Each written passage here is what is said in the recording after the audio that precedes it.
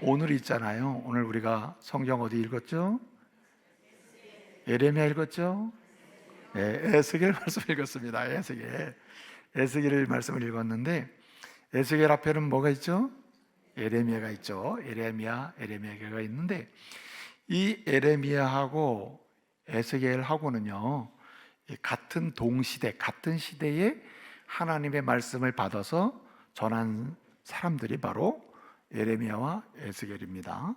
그 같은 시대는 어떤 시대냐면, 이제 이스라엘이 솔로몬 왕이 있었는데, 그 솔로몬 왕이 죽고 나서 이스라엘이 남과 북으로 우리나라처럼 지금 분단됐거든요. 분단됐는데, 북쪽 분단된 그 상황에서 북쪽 이스라엘이 역사적으로 아시리아, 우리가 흔히 성경에서 아수르라고 하는데 아시리아에게 멸망을 당한 겁니다.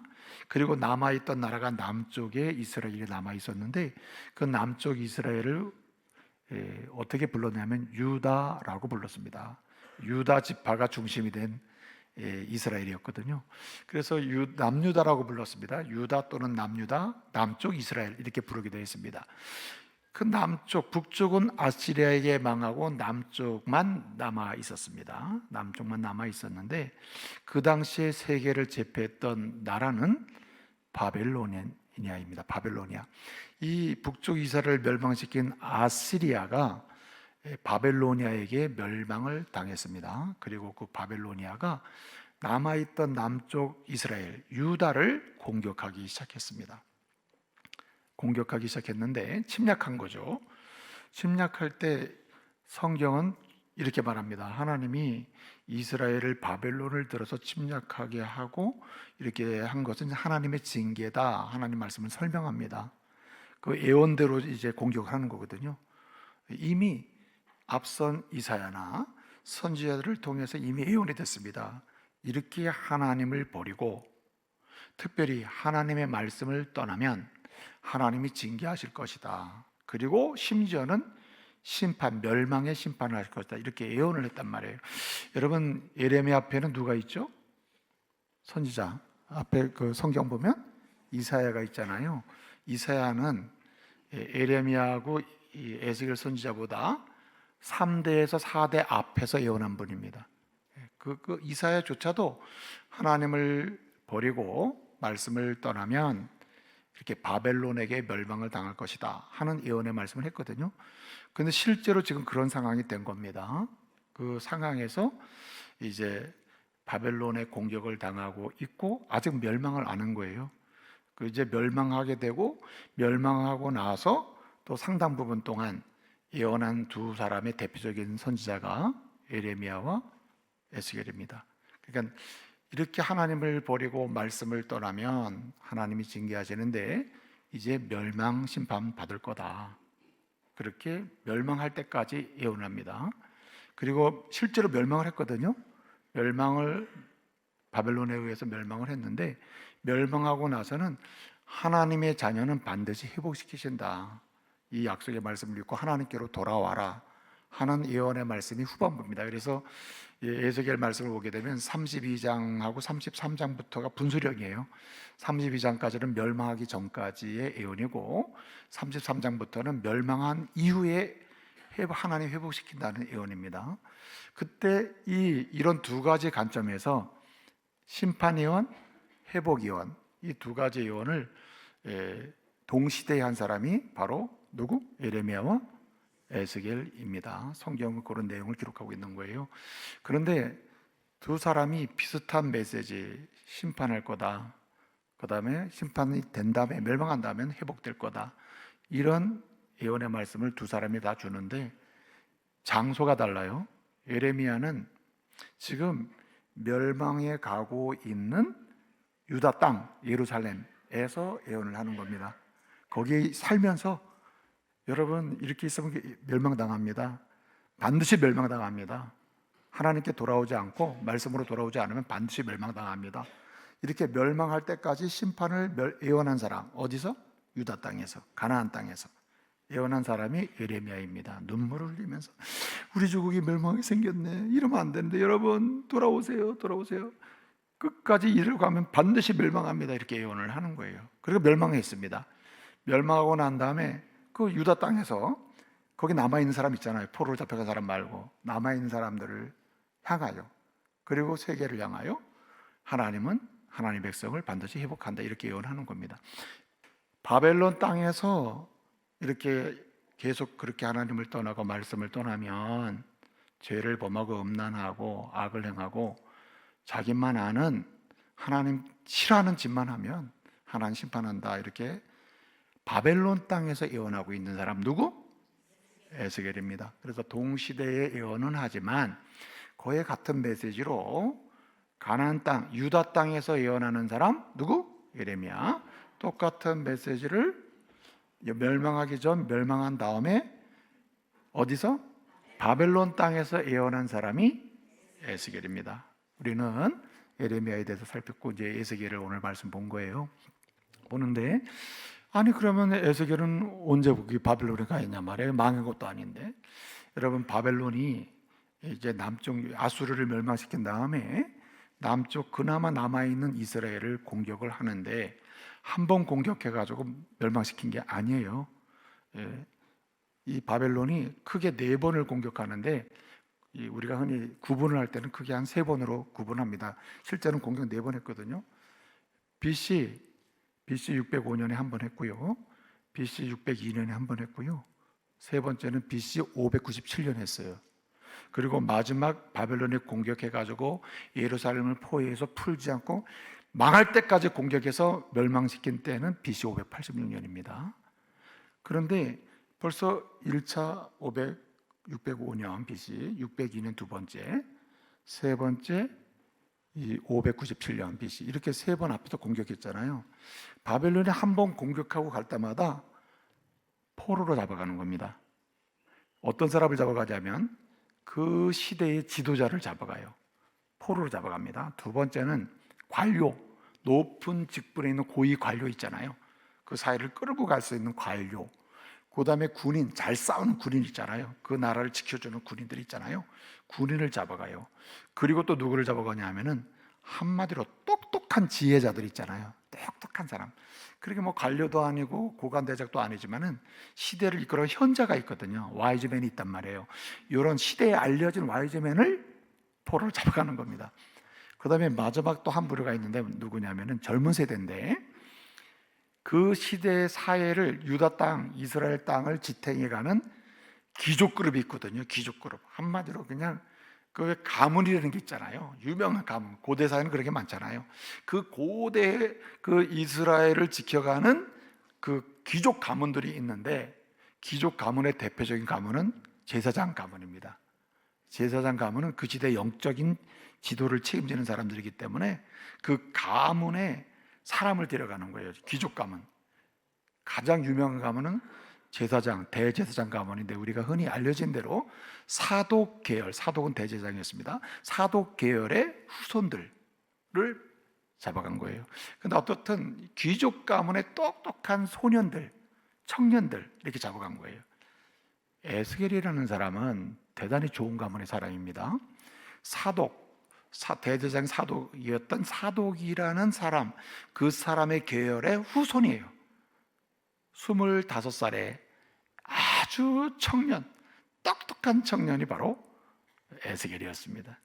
이 사람은 605년 BC, 605년 BC, 602년 BC 세 번째 597년 되는 때에 누구를 잡아가냐면 많은 포로 잡아가는 그때 젊은 세대가 많이 끌려갔는데 그 중에 한 사람이 누구?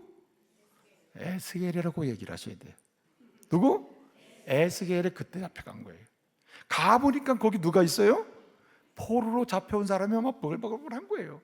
그리고 또 세 번째로 자기도 막 여러 사람 끌려갔잖아요. 끌려갔는데 사람들이 그냥 어떤 생각하고 있냐면은 우리나라는 절대 망하지 않는다. 우리가 이렇게 끌려왔지만 이스라엘은 절대 망하지 않는다. 이렇게 생각하고 있는 거예요. 이유가 있습니다. 첫째, 하나님의 백성이고 그렇기 때문에 예루살렘이 있고 예루살렘에 뭐가 있어요? 하나님을 예배하는 성전이 있는 나라가 우리나라야. 그러니까 절대로 망하지 않는다.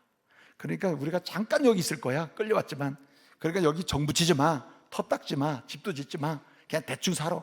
이런 식의 사고를 하고 있는 겁니다. 예? 이렇게. 그 다음에 두 번째, 어떤 생각이냐면 이렇게 망하지 않는 이유를 얘기하는 거예요. 왜냐하면 우리가 우리 죄 때문에 여기 끌려온 게 아니고 누구 죄 때문에? 조상 탓하는 거예요. 조상 탓. 끌려왔는데 우리 비록 끌려왔지만 우리가 왜 여기 포로 잡혀왔느냐? 포로 잡혀서 이 바벨론 땅에서 지금 이렇게 말하자면 이 뭐 한인타운, 차이나타운 하듯이 이 바벨론의 남부 지역에 그 당시에 바벨론이라는 나라의 남부 지역에 말하자면 유대인 정착촌이 생긴 겁니다. 예. 1차 끌려온 사람이 2차 끌려온 세 번째 끌려가 보니까 유대인들이 많거든요. 바벨론의 남쪽 지역에 그 지역에 뭐가 있었냐면 그발강이 있었어요. 그발강. 이 그발강을 따라서 물 따라 내려가면 무슨 강이 나오냐면 유프라테스 강이 나와요. 우리나라로 말하면 이 그발강은 문막강, 남한강, 성강 이 정도 됩니다. 그 강 따라 내려가면 뭐가 나오지? 큰 강? 한강 나오죠. 마찬가지로 이스라엘 사람들이 끌려간 곳이 바벨론 남부 지역인데 거기에 그발강이 있어요. 그발강 따라 내려가면 유프라테스 강이 있어요. 그래서 그 당시에 유프라테스 강의 물을 끌어다가 바벨론 도시는 큰 도시로 운하, 뭐 수로 또는 뭐 먹는 물 이렇게 끌고 가는 작업을 많이 했거든요. 그렇기 때문에 그 당시에 노예로 끌려온 사람들이 강제 노역 이런 걸 많이 했습니다. 그 촌이 형성돼서 그 대표적인 부류의 사람들이 유대인입니다. 그래서 유대인들이 거기 끌려가 가지고 정착촌을 형성하고 있는데 가 보니까 그런 생각하는 거예요. 우리나라는 절대 안 망해. 왜냐? 하나님의 백성이고 예루살렘도 있고 성전도 있는데 이런 민족을 하나님이 망하게 했어? 안 망해. 두 번째는 비록 여기 와, 그럼 너희가 왜 여기 와 있어? 이렇게 물으면은 우리가 여기 끌려온 건 우리 죄 때문이 아니라 누구 죄? 조상들이 잘못했기 때문이야. 여러분 조상 탓하지 마세요. 조상 탓을 하는 거야. 그 다음에 세 번째가 있는데 절대 안 망해. 이스라엘은 왜 안 망했느냐? 하나님의 백성이요 성전이 있고 이스라엘 예루살렘 성이 있기 때문이요. 둘째는 조상 탓 때문에. 그러니까 조상 때문에 이렇게 됐는데 뭐 완전히 망하긴 하겠어? 이럴 리는 없지. 이렇게 생각하는 거예요. 세 번째는 우리 조상에 좋은 사람 많잖아. 아브라함의 자손이야 우리가. 아브라함 생각하면 우리가 망하겠어? 또 노아, 모세, 욥 이게 막 나와요. 이 에스겔에. 이런 사람 보면은 아이고 우리가 망할 리가 없지. 우리가 어떤 후손인데. 여러분 너무 웃기지 않아요? 잘못도 조상 탓. 그래서 안 망해. 잘한 것도 조상 탓. 그러니까 우리가 안 망해. 이렇게 얘기하는 거예요. 이런 사람들을 향하여 에스겔에 말하는 겁니다. 아브라함의 후손이든 노아가 있든 모세가 있든 한마디로 뭐 성전이 있든 하나님의 백성이든 또는 뭐 조상 탓이든 전혀 상관없어. 오늘 너희가 하나님을 버리고 하나님의 말씀을 부정하고 하나님을 떠났기 때문에 이대로 계속 있으면 나라는 망한다는 겁니다. 인생이 망한다는 거예요. 이것이 에스겔의 예언이에요. 그럼에도 불구하고 안 듣는 겁니다. 그래서 하나님께서 말씀하시는 거예요. 어떻게 말씀하시냐면 야, 도대체 듣질 않으니까 지금부터 모노드라마를 해라. 네가 액션으로 이스라엘이 어떻게 끌려가는지를 보여줘라. 망하는지를. 그래가지고 12장에 와서 12장 1절부터 7절까지를 보게 되면 하나님 말씀하십니다. 야, 아예 포로가 돼서 끌려가는 아주 비참한 모습을 네가 꾸며가지고 너희가 이렇게 계속 가면 이렇게 끌려간다 하는 걸 보여주라고 했습니다. 그래서 오늘 말씀을 보게 되면 7절에 보면 하나님 말씀하신 대로 비참한 모습을 막 해가지고 너희가 이렇게 계속 가면 끌려간다 망한다 하는 모습을 보여주고 있고요. 그래서 여러분 우리 주님의 기도가 있거든요. 우리 예수님의 십자가의 그 죽으시기 전 십자가 사역을 감당하시기 전에 예수님의 기도가 있는데요. 예수 기도하셨는데 그 예수님의 그 기도를 한 장 절책을 기록한 말씀이 요한복음 17장이에요. 요한복음 17장 보면 17장 17절에 이렇게 얘기합니다. 주여 저희로 진리로 거룩하게 해주십시오. 주의 말씀은 진리니이다. 이렇게 얘기해요. 그러니까 우리를 거룩하고 순결하게 하면서 지혜롭게 만드는 길은 뭐밖에 없어요? 말씀밖에 없다는 거예요. 이렇게 말씀 속으로 들어가면 나도 모르게 거룩함으로 순결함으로 이게 하나님이 드러나게 하실 뿐만 아니라 판단을 지혜롭게 하게 하는 거예요. 명령에 흔들리지 않고 판단하며 가게 한다는 거예요. 그래서 사도 바울은 이 에베소 교회 편지를 쓰면서요, 디모데에게 편지를 쓰잖아요. 다른 길이 없다. 핍박당하고, 초대교회 핍박당하잖아요. 막 그냥 공격당하고 그럴 때 판단이 중요하거든요. 한순간의 판단이 교회를 무너뜨리고 자신의 신앙을 깨트리거든요. 한순간의 판단이 중요한데, 그때 이렇게 지혜롭게 판단하고 지혜로운 삶의 지침으로 쓸 수 있는 것은 말씀밖에 없으니까 말씀만 가르치라는 거예요. 그래서 여러분, 디모데후서 3장 16절에 뭐라고 말씀합니까? 모든 성경은 하나님의 감동으로 된 것으로 뭐예요? 교훈과 책망과 바르게 함과 의로 교육하기에 유익하니 하고 있어요. 누가 갈 길을 제시합니까? 교훈, 갈 길, 성경밖에 없다. 예? 누가 책망, 누가 잘못된 것을 지적해 줍니까? 내가 이렇게 이탈했구나. 누가 알려줍니까? 성경. 누가 이탈된 것을 확인한 다음에 다시 원위치로 돌아갈 수 있는 힘을 줍니까? 예? 바르게 해줍니까? 성경. 그 다음에 돌아와가지고 누가 계속 갈 수 있는 힘을 줍니까? 의로 교육. 말씀밖에 없다는 거예요. 그래서 여러분 3장 17절에 뭐라고 했습니까? 이는 하나님의 사람으로 온전케 하기 위한 것이다, 이렇게 얘기하는 거예요. 그러니까 거룩하게도 하고 지혜로운 판단도 하게 하는 게 하나님의 말씀이라는 거예요. 그런데요, 유일한 지침의 핵심이 뭐냐? 승리하게 한다는 거예요. 이기게 한다는 겁니다. 에스겔서를 보게 되면요, 이 33장 이후로는 회복시킨다는 얘기거든요. 이스라엘 사람을 잘 고쳐가지고 주님이 가나안 땅으로 다시 돌아오게 한다. 이게 첫 번째 메시지고, 두 번째는 예수님이 오셔서 주의 택한 백성들을 죄와 사망의 문제를 고치셔서 어디로 들어가게 한다? 하나님 나라 백성 되게 한다는 말씀을 이 에스겔서 마지막 부분에서 하고 있어요. 자, 그런데 여기 중요한 공통점이 하나 있어요. 이렇게 가나안 땅으로 돌아간다는 메시지든 하나님의 은혜로 예수를 통하여 믿는 자를 하나님의 자녀가 되어서 들어가게 한다 하는 메시지든 공통점이 뭐냐면 싸우는 겁니다. 뭐와 싸웁니까? 마귀와 싸우고, 악한 정신과 싸우고, 악한 세계과 싸우고, 죄악과 싸우고, 부도덕과 음란함과 싸우고, 하나님이 싫어하는 것과 싸우는 거예요. 싸움이 있다는 거예요. 그런데 이런 싸움을 이기게 하시는 게 뭐냐? 하나님의 말씀이라는 겁니다. 여러분, 우리가 음란의 유혹에 얼마나 많이 빠집니까? 이게 직장 생활하다 보면은 요즘은 너무 자유로운 시대가 됐습니다. 예? 요즘은 너무너무 자유로운 시대가 돼가지고 그냥 밑에서 유혹, 위에서 미혹, 옆에서 미혹하니까요, 이래도 되나 보다 해가지고 순간적인 착각해가지고 막 넘어져. 예수 믿는 사람도 이거는 예외가 아닙니다, 지금. 그런데 이럴 때 여러분 보세요. 이럴 때 우리가 어떻게 이겨냅니까? 하나님의 약속의 말씀이에요. 말씀이 들어가서 말씀이 살아서 내 귀에 들려주고 성령을 통해서 내 마음에 들려지기 시작하면요, 양심이 괴로워서 할 수가 없어요. 갈려다가 예쁘다 할까? 주님이 싫어하시는데 이러고 돌아선다는 거죠. 예? 여기도 이쁜 분 있네. 아이, 주님이 싫어, 여기 아내가 제일 이쁘지, 이러고 간다는 거죠. 여러분, 이렇게 돌아서게 하고 깨닫게 하고, 예? 강력하게 내 양심과 내 영혼을 움직여가지고 다시 정상으로 돌아가게 하는 원심 회복이랄까, 회복력이 어서 와요. 말씀 통해 오는 겁니다. 저와 여러분이 이런 은혜가 있길 바랍니다. 이제 말씀 마칩니다. 보세요, 지금 이 시대는 어떤 시대일까? 저는 어젯 밤에 이제 생각해 봤어요. 야, 이건 에스겔 시대보다 더하면 되겠지? 들어하지 않는 시대구나. 여러분, 요즘은요, 하나님 말씀이 너무 흔한 시대가 됐어요. 마음 먹으면 성경 살 수 있어요. 마음 먹으면 잡을 수 있어요. 마음 먹으면 볼 수 있어요. 마음 먹으면 들을 수 있는 시대가 됐습니다. 그런데 이렇게 무시당하는 시대가 됐어요. 성경 무시당하는 시대. 강하신 하나님을 안 믿는 거예요. 약하신 하나님만 믿는 거예요. 구원자 예수님을 안 믿는 거예요. 그냥 도덕적으로 좋은 예수님 믿는 거예요. 좋은 얘기 하시는 분은 믿는 겁니다. 그러니까 힘이 없는 거예요. 주님은 오늘도 에스겔 선지자를 통해서 우리에게 들려줍니다. 망한다. 그러다가 망한다. 네 개인 인생 망한다. 계속 그러다가 가정도 망한다.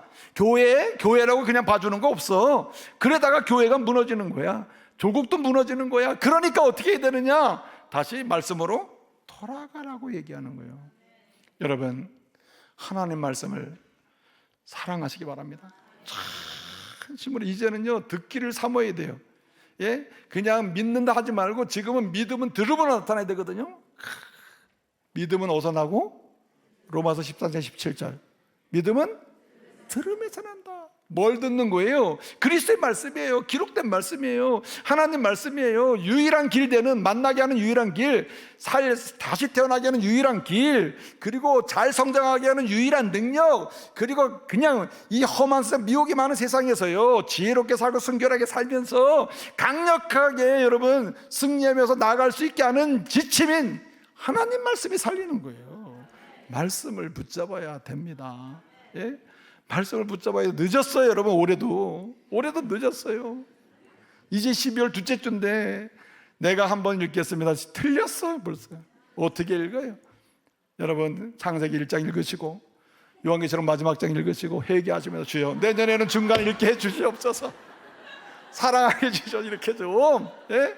좀 양심이 있으면 이렇게라도 결단하시길 바랍니다. 아이고, 이 말씀을 사랑해야 돼요. 듣기를 사모해야 돼요.